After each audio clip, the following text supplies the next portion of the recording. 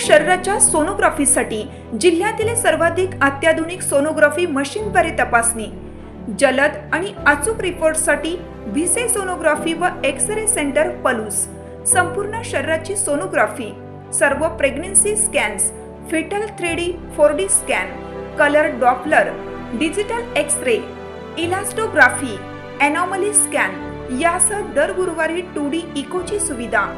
Bhise sonography व x-ray centre Palus, जुने Marathe Bhise hospital जवळ, कन्याशाळा रोड, पलूस।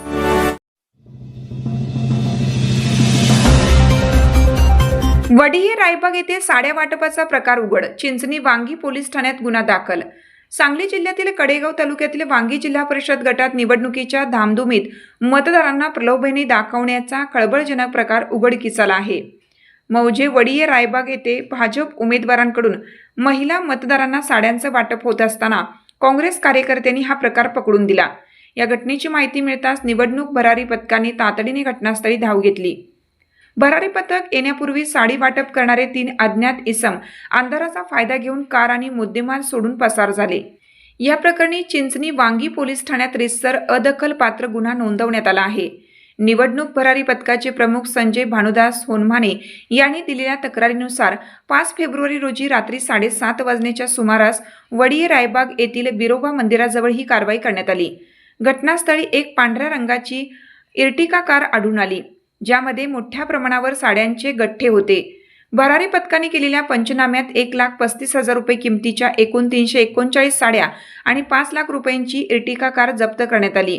विशेष म्हणजे या गाडीत भारतीय जनता पक्षाचे निवडणूक चिन्ह असलेले पॅम्पलेट्स, 2 स्कार्फ आणि काही व्यक्तींची बँक पासबुके व चेकबुके देखील सापडली आहेत। हा सर्व मुद्देमाल चिंचणी वांगी पोलिसांनी आपल्या ताब्यात घेतला असून पळून गेलेल्या 3 अज्ञात आरोपींचा शोध सुरू आहे। या कारवाईमुळे संपूर्ण कडेगाव तालुक्यात मोठी खळबळ उडाली आहे। आम्हाला ही साड्या ही पंपलेट आले, आम्ही हे वाटायला चालू केलं। पंपलेट हातात घेऊन जातो।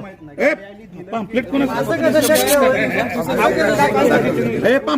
आहे? पंपलेट कोणाचं आलंय ती सांग।